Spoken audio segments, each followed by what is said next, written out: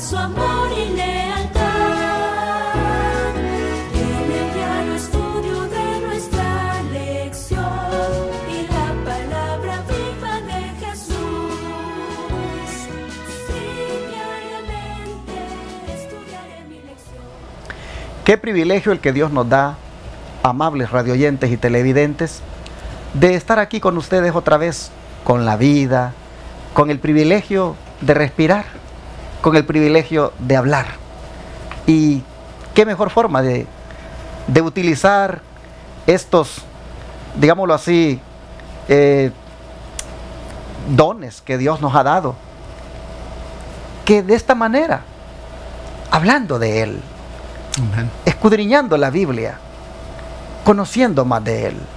Así que usted que va manejando tal vez un automóvil, usted que tal vez está trabajando o está en su casa, le doy la bienvenida para que junto con nosotros escudriñemos nuevamente lo que Dios tiene que decirnos en cuanto a las preguntas del tiempo de Enoc. Nuevamente Joselito está conmigo para desarrollar este estudio. Buenos días. Buenos días, pastor. Estoy muy contento con Dios una vez más porque nos permitió este día poder amanecer con bien y estar aquí, como mencionó usted, para el estudio de la lección de hoy. Un saludo a toda nuestra audiencia. Que el Señor les bendiga y pues comencemos pues el estudio de hoy, pastor, con una Claro que oración. sí, claro que sí. Querido Padre Celestial que está en los Amén. cielos, cuán agradecidos estamos, Señor, en esta mañana por este nuevo día que nos concedió y también, por sobre todo, por darnos la oportunidad y el privilegio de poder estudiar su palabra. Que en el estudio de esta lección, Señor, puedan quedar las respuestas que su Espíritu Santo quiera dar, Señor, a través de nosotros. Úsenos como sus vasijas, Padre mío, que podamos ser, Señor, usados a través de Él. También pedimos que nuestra audiencia, al recibir ese estudio, pueda ser para su crecimiento espiritual y que nuestra fe pueda ser más firme, Señor, en este tiempo de tanta incredulidad, de tanta teoría, Señor, pero que en su palabra debemos estar fundados en la roca firme. Agradecemos todo esto en el nombre de Jesús. Amén. Amén.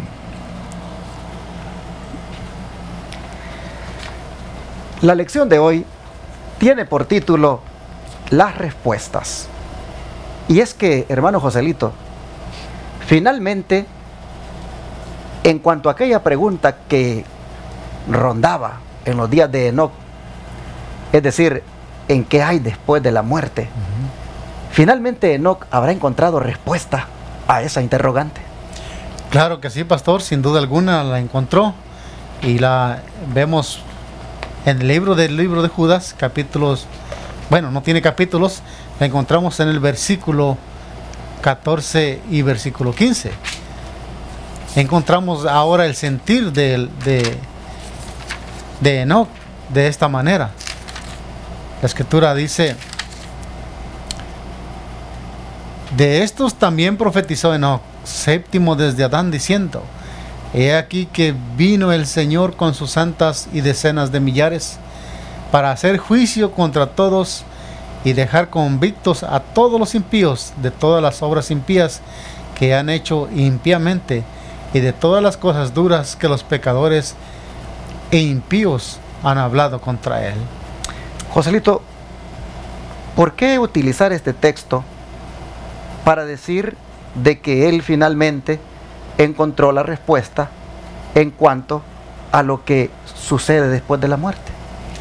Bueno, porque en el tiempo de él podía ver los impíos y los pecadores que vivían una vida de una manera liberal que parecía que nada iba a haber más después de eso. Y hablábamos también el día de ayer, pastor, de que ese mismo pensamiento lo tiene mucha gente hoy. Exacto. Que, como usted mencionó el día de ayer, que la gente dice, comamos y bebamos que mañana moriremos, pero Enoc nos está diciendo, la palabra de Dios nos dice que Enoc profetizó. Enoc profetizó que Cristo viene con santos millares y millares de ángeles, pero Él viene para hacer un juicio contra todos. Por eso es que es bien importante que hoy prestemos atención a la Escritura, pues el Señor está diciendo aquí Enoc nos está diciendo, ahora se le fue mostrado realmente el final de los impíos. Exacto. Y sin duda alguna ahora él tiene un concepto correcto de qué hay más allá de la muerte. Prácticamente, hermanos, le fue profetizado. Les fue profetizado la venida de Cristo y lo que sucedería con los impíos cuando eso suceda. Así es. Es decir, ya no siguió más pensando de que tanto justos como impíos, pues la misma suerte tenían, que era morir y que de ahí ya no había nada más. No, el Señor le profetizó que vendría Jesús con sus millares de ángeles y que vendría para hacer juicio, y que los impíos, que él tal vez pensaba que la misma suerte tenían que los justos y que pues hasta ahí llegaba todo, realmente volverían después de su muerte a tener la vida, pero miren, para enfrentar un juicio. Sí. Así que nosotros vemos que Enoc encontró la respuesta a aquel interrogante de que justos e impíos, pues posiblemente, a lo mejor ya no tenían nada más que ver después de su muerte, que más allá de la tumba, pues no había nada.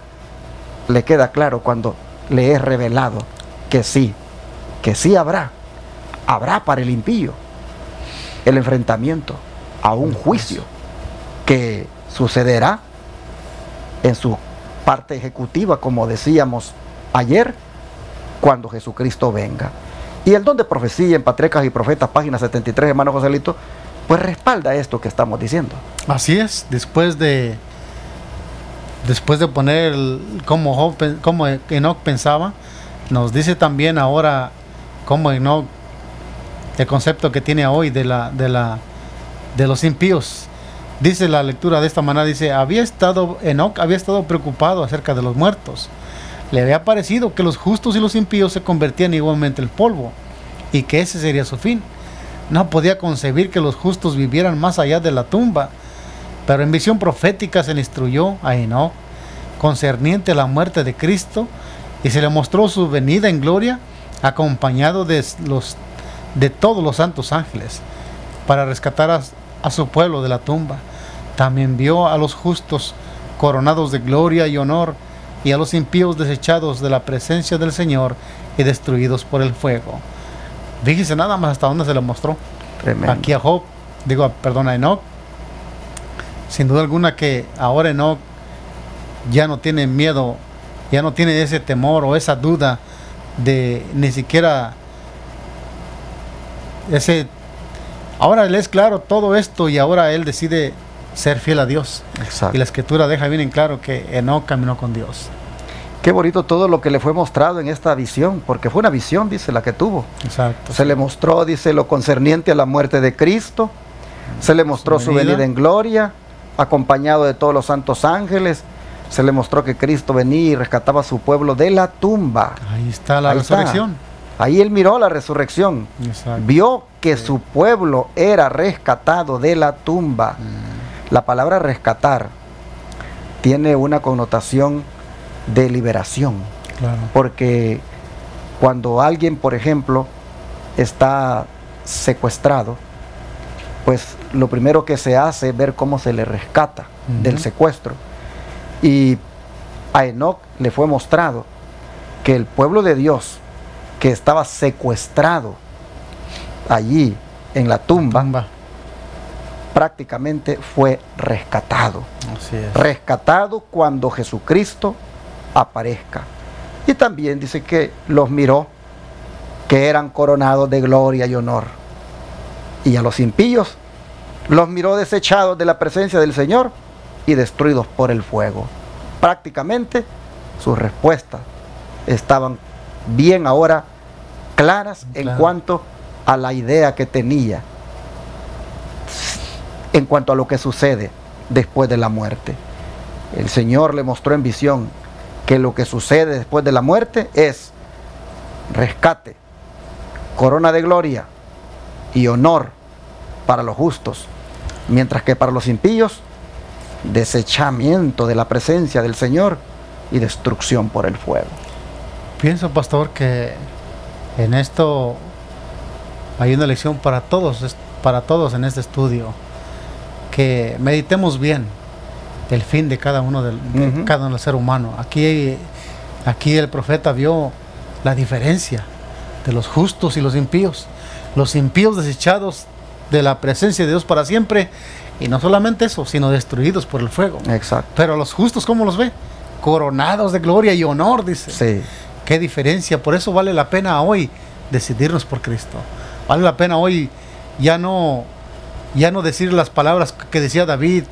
Ay, si los justos hacen esto y se ríen y hacen lo que quieren y parece que no vale la pena ser justo, pero ahora vemos, y Enoc sabía que vale la pena ser fieles a Dios, apartarnos del pecado, porque el final va a ser un final muy diferente. Me gusta, hermano Joselito, este punto que estamos tocando, por el hecho de que finalmente Enoc encuentra de que sí habrá vida después de la muerte, pero cuando Jesucristo venga, no ahorita. Ahorita no. Los que mueren están dormidos, muertos, están dormidos. Sí. Ellos ahorita no hay tal cosa, hermano, de que estén en el infierno, o que estén en el cielo, o que estén en el purgatorio. Ahorita simplemente están muertos. Pero a Enoc le fue revelado como el primer profeta que la Biblia registra, le fue revelado que habrá vida, hermano, después de la muerte, pero cuando Jesucristo venga.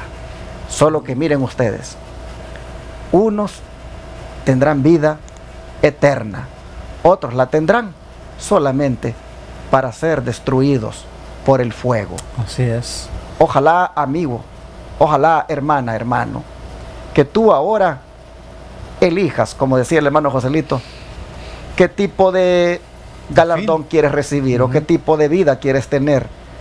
Porque la verdad, el Señor anticipadamente nos está diciendo que efectivamente, más allá de la tumba, hay vida futura para los que sean entregados al Señor.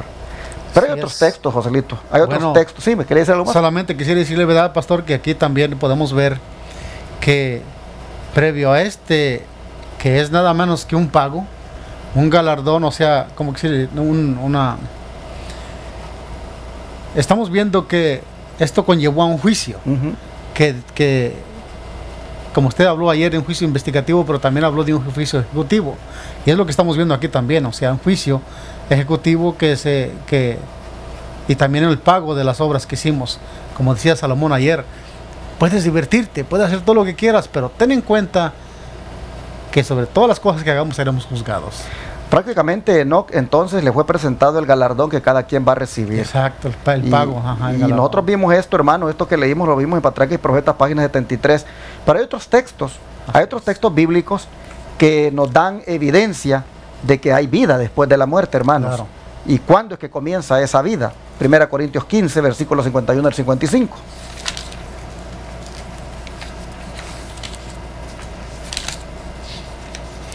Primera de Corintios 15, versículos 51 al 55. Y aquí encontramos lo que el apóstol Pablo en sus palabras nos está hablando de algo tan hermoso que nosotros debemos llorar.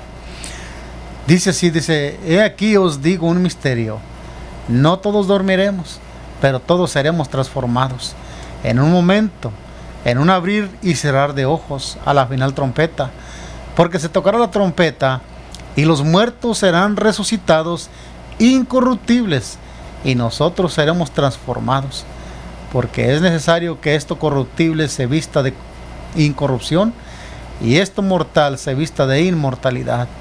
Y cuando esto corruptible se haya vestido de incorrupción y esto mortal se haya vestido de inmortalidad, entonces se cumplirá la palabra que escrita está: sorbida es la muerte en victoria. ¿Era hasta el 55? Sí. Dice el 55, ¿dónde está, oh muerte, tu aguijón? ¿Dónde, oh sepulcro, tu victoria?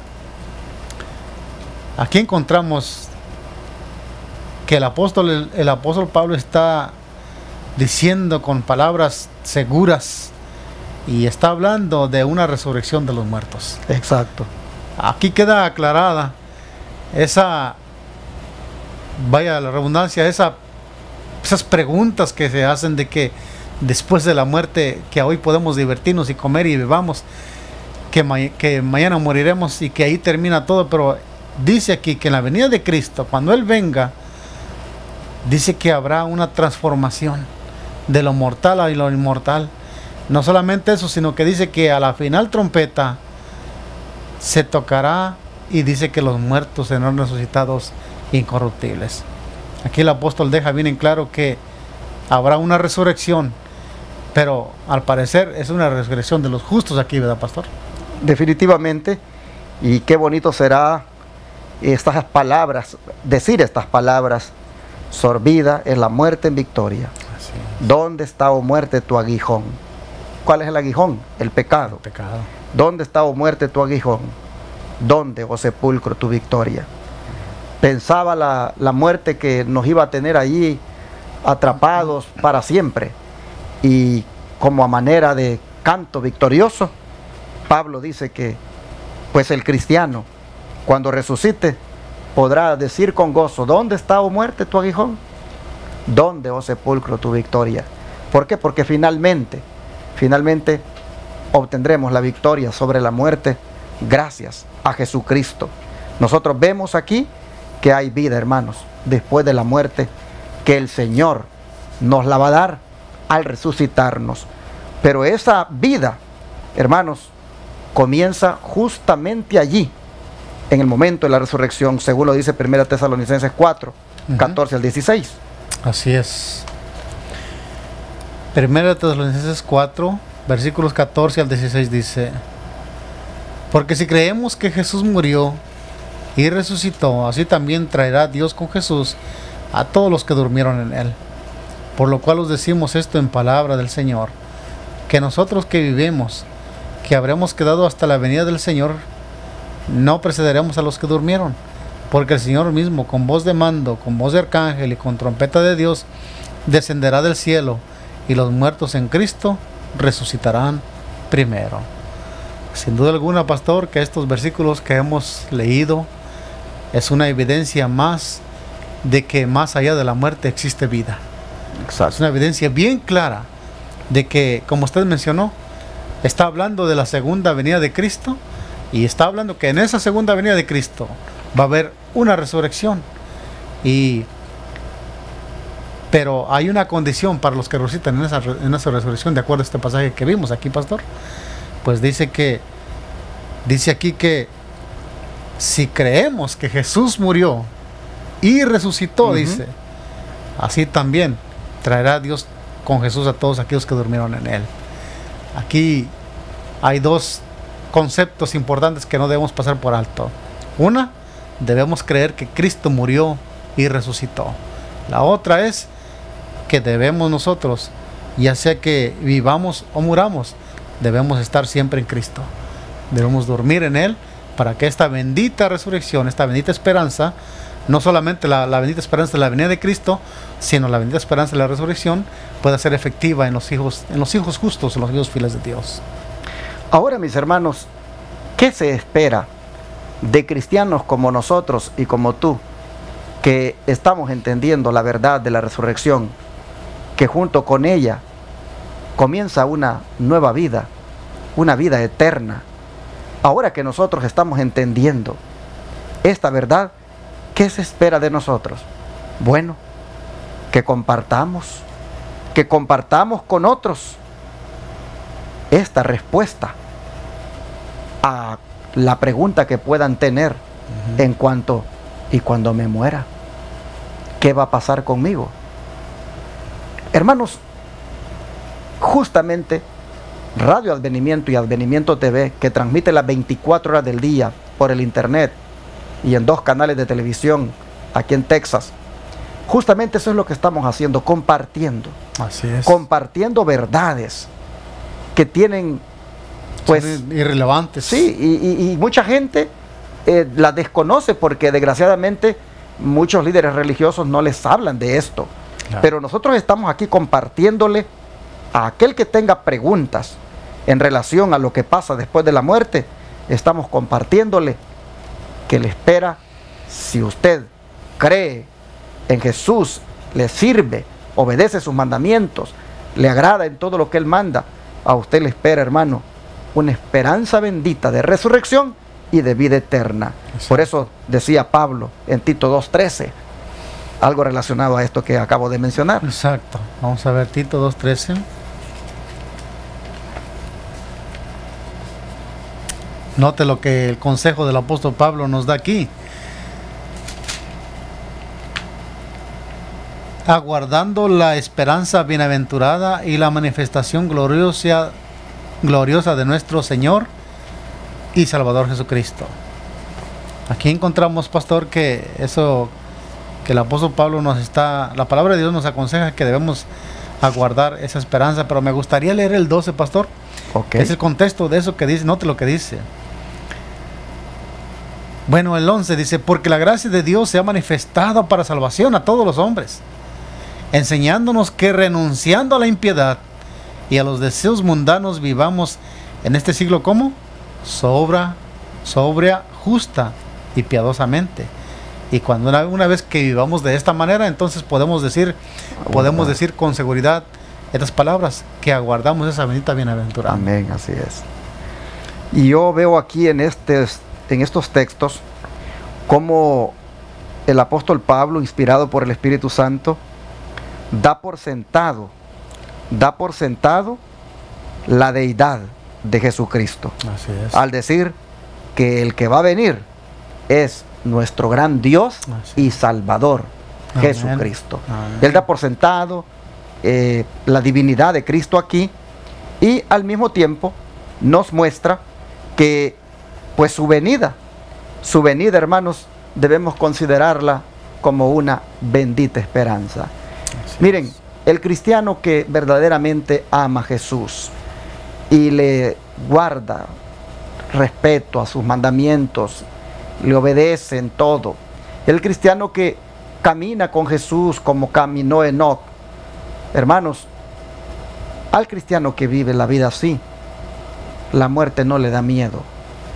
No le da miedo, hermanos, porque considera de que le aguarda una bendita esperanza. Amén. La esperanza de la resurrección. Por eso es que cuando Pablo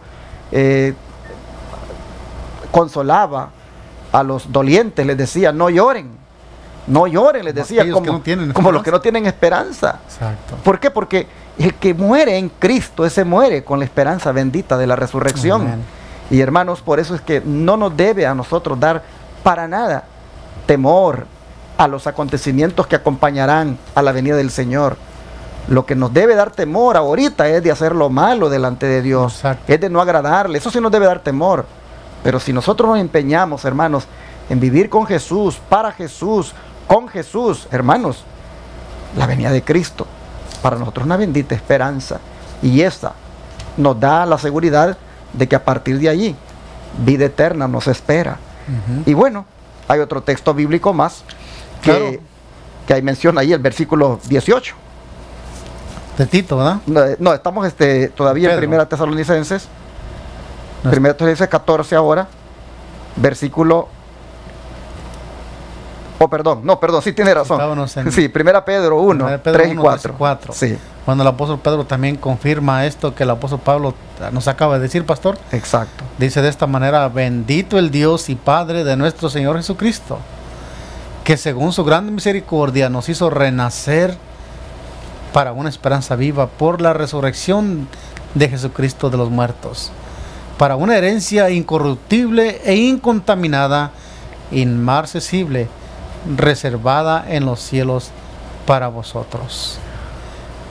Me llama mucho la atención cómo el apóstol Pedro, con una seguridad inquebrantable, puede mencionar estas palabras. Dice, y note lo que dice, bendito el Dios. Así es. Bendito Dios y Padre, porque ¿a quién más podemos alabar sino aquel que nos dio a través de su Hijo, pastor, esta bendita bienaventuranza?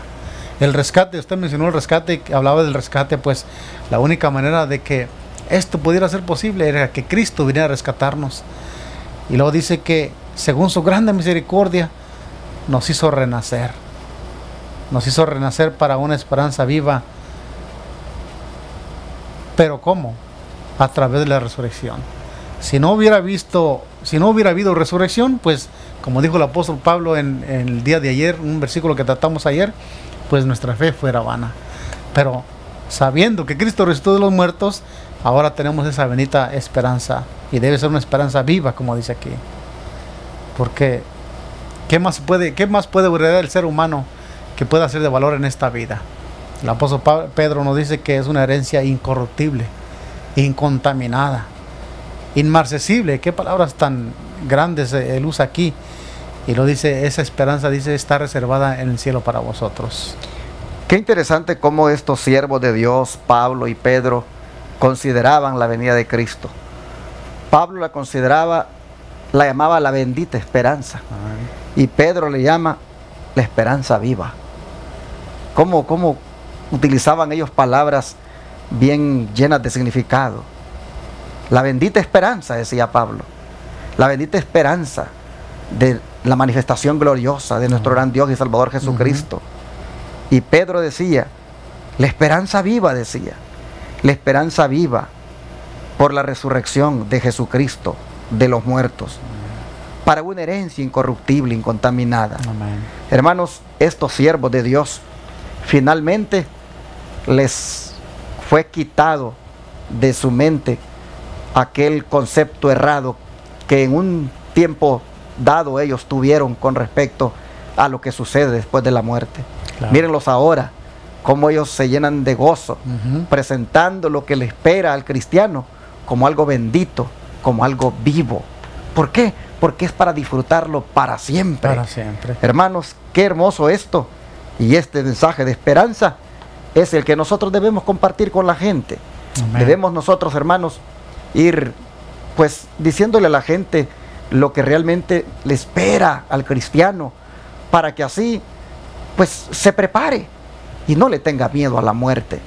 Mis hermanos, hoy nosotros podemos ver que las respuestas que le llegaron a Enoc, que le llegaron a estos siervos como Pablo y Pedro, y que nos la comparten hoy, la verdad, hermanos, son respuestas que dan mucha esperanza, mucho gozo, mucha paz. Así que hoy compartimos esto y ahí debemos estarlo compartiendo siempre. Amén. En el don de profecía. ¿Y sabe qué, pastor? Sí. Perdón. En ese tiempo muy poco se predica de la venida de Cristo. Es cierto. Muy poco se predica de la segunda venida de Cristo. Y parece como que en el tiempo de los reformistas, pues este era el tema de acción en ese tiempo. Exacto. Y hoy no, se predica que cuando se muere se va al cielo ya. Entonces, aquí si el Señor no viene por segunda vez, pues entonces tampoco va a haber resurrección. Por eso es necesario que nosotros, como pueblo de Dios, entendamos y prediquemos esto, compartamos esto, de que la palabra de Dios aquí contundentemente, el apóstol Pedro y el apóstol Pablo nos están dando un mensaje de que Cristo viene por segunda vez, y al venir por segunda vez hay una resurrección, y que en esa resurrección esperamos encontrarnos nosotros ahí, como esa, le llama la bendita esperanza, imagínense. Enoc, yo creo que fue un verdadero adventista del séptimo día. Primero porque proclamó el advenimiento del Señor Jesucristo. Así es. Lo miró en visión y lo predicó. Por eso digo que un verdadero adventista. Y del séptimo día porque guardaba el sábado. Claro. Pero miren cómo él, como un verdadero adventista del séptimo día, no se quedó con el mensaje. La esperanza que había encontrado, él la compartió. Así es. Y hermanos, cuántos vecinos de Enoc, cuántas personas con las cuales se encontró él en las calles, en las plazas, oyeron de él acerca de la bendita esperanza de Jesús. Mis hermanos, hoy nosotros, por la gracia de Dios, nos hacemos llamar adventistas del séptimo día porque igualmente Amén. creemos en esa bendita esperanza y guardamos el sábado como el mandamiento que Dios ha dejado en su santa ley. Pero, hermanos, lo que más debemos anhelar es encontrarnos con Jesús, para que el aguijón y la muerte no se enseñoreen más de nosotros, sino que solo se enseñoree la vida y vida eterna que Cristo nos está aguardando. Así es. El don de profecía, hermanos, quisiera que lo leamos ahora, porque en torno a estas verdades tiene más revelación que darnos. ¿Qué le parece si leemos ahí lo que está escrito en la Historia de la Redención, página 62? Dice de esta manera: puesto que Adán cayó de su estado de perfecta felicidad al de miseria de pecado, corría el peligro de que se desalentara y se preguntase: ¿qué aprovecha que guardemos su ley y que andemos afligidos en presencia del Señor de los ejércitos?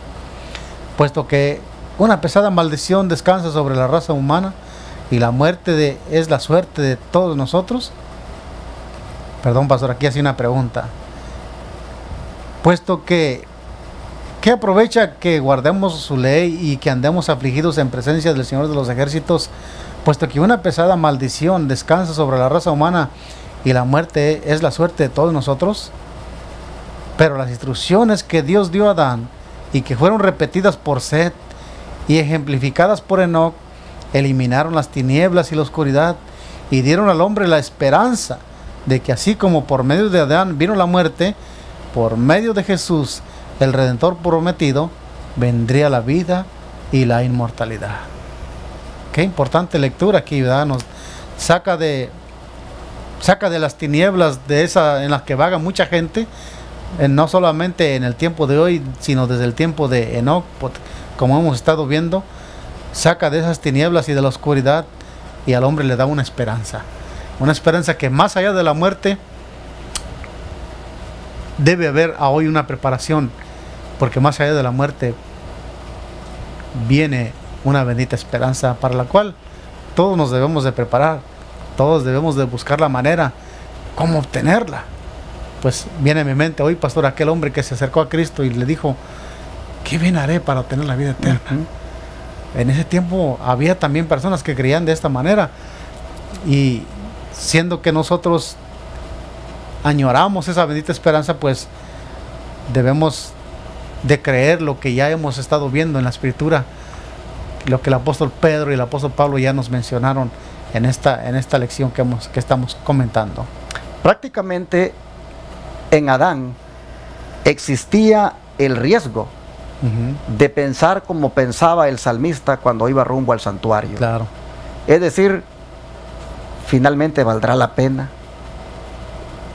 servirá de algo que yo pues guarde los mandamientos, que yo respete la santa ley de Dios, si al final pues la misma suerte me espera, que es simplemente morir y no hay nada más después de que muera, y simplemente la misma suerte con los impíos. Ese razonamiento que podría haber pasado por la mente, o que pasó más bien por la mente del salmista, pues se dice aquí el don profético que existía la posibilidad de que también Adán se hiciera la misma pregunta: ¿de qué me aprovecha guardar su ley y que ande afligido en su presencia, si finalmente una pesada maldición descansa sobre mí y sobre mis descendientes, y la suerte que me queda solamente es la muerte? Bien podría él argumentar, estamos hablando de Adán, pero dice, Dios le dio instrucciones, y estas fueron repetidas por Set, fueron ejemplificadas por Enoc, y eliminaron todo ese tipo de pensamientos que pudieran cruzar por la mente, todo ese tipo de tinieblas y oscuridad fueron iluminadas al decírsele que así como por Adán había entrado la muerte, también por medio de Jesús, el Redentor prometido, vendría la vida y la inmortalidad. Claro. Prácticamente nosotros miramos que el Señor siempre ha tenido un mensaje de esperanza para los que sean fieles a Él, para sus hijos que verdaderamente hagan su voluntad. Y el mensaje es que así como el pecado entró en el mundo por un hombre, también por un hombre entró la salvación de los hombres. Salvación de los hombres. Así que esto, hermanos, es lo que finalmente Enoc lo comprendió, y nosotros también, por la gracia de Dios, hermano Joséito, lo hemos comprendido, porque antes pues no entendíamos estas cosas, pero Dios nos ha dado el privilegio de comprenderlas, para que también nosotros nos gocemos y nos preparemos para que la bendita esperanza nos envuelva y nos haga felices para siempre. Así es, pastor, y en esa me llama la atención aquí que dice que Dios dio instrucciones a Adán. En esa profecía de Génesis 3:15 encontramos la promesa. Encontramos la promesa del Redentor, de aquel que vendría a aplastarle la cabeza a la serpiente. No solamente eso, sino que a través de los sacrificios, pastor, del Cordero, que simbolizaban que un día Cristo vendría como Redentor de esta humanidad. Exacto. Allí, y dice que estos fueron repetidas a Seth y bueno, a todos los patriarcas de ese tiempo. Ahí encontramos que más allá de la muerte vendría la vida y la mortalidad. Y encontramos aquí, ya para terminar la lección de esta lección, pastor, si no tiene otro comentario, Síguele. dice que se encuentra en Sacks on the Times, 6 de octubre de 1909, dice de esta manera: los dos discípulos de Emaús anhelaban llevar su precioso mensaje a sus amigos. Nunca antes labios humanos habían tenido un mensaje semejante para proclamar, porque el hecho de la resurrección de Cristo habría de ser la gran verdad en la cual toda la fe y la esperanza de la iglesia se centraría. Y esto es contundente, esto es realmente el mensaje que la iglesia primitiva en ese tiempo predicó. Imagínense, recuerdo al apóstol Pedro cuando predicó aquel sermón, hablando de la resurrección de Cristo. Ahora dice, ellos decían, predicaban que el Señor no estaba en la tumba, y cuánto anheló Satanás mantenerlo en la tumba, pastor. Exacto. Me llama la atención que menciona la historia, o el evangelio mencionaba que puso un montón de guardias alrededor y una piedra grande, pero aquel canto que dice Cristo la tumba venció, el Señor salió de la resurrección, salió de la muerte a la vida, como símbolo de los justos que también saldrán del sepulcro, de la muerte a la resurrección.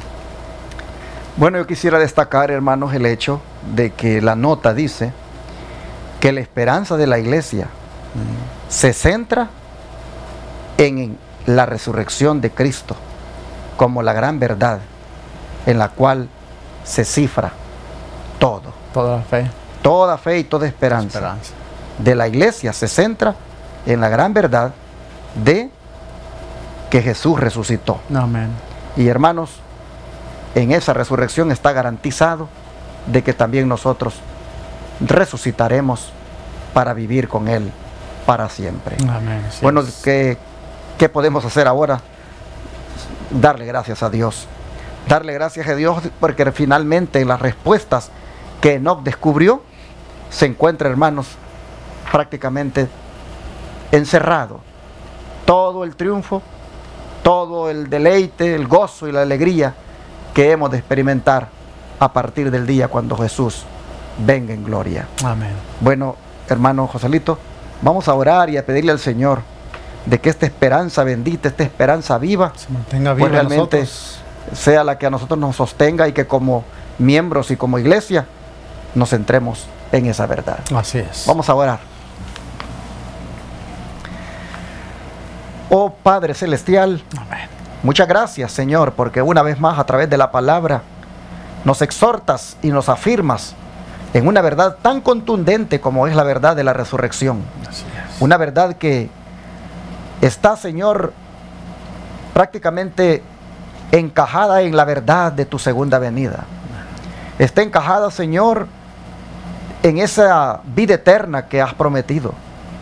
Padre, la resurrección es básicamente el día cuando nosotros pasaremos a una mejor vida.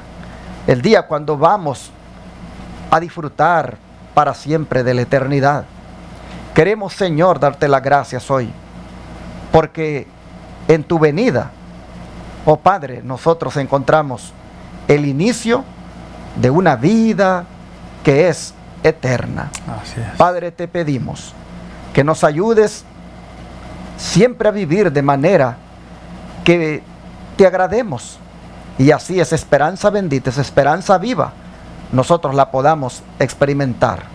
Gracias, Señor. Ayúdanos hoy a vivir con temor reverente delante de ti, Ayúdanos hoy a prepararnos de manera, Señor, que así vivamos todo el tiempo preparados para ese día glorioso. Así sea. Cuando salgamos a resurrección de vida, si es que dentro de tus planes estuviera que ya estemos muertos. Pero Dios, muchas gracias por tu palabra. Te lo agradecemos en el nombre de Jesús. Amén. Todo fiel discípulo del buen Jesús demostrará su amor y lealtad en el diario estudio de nuestra lección y la palabra viva de Jesús. Sí, diariamente estudiaré mi lección con fidelidad, corazón y fe. Asistiré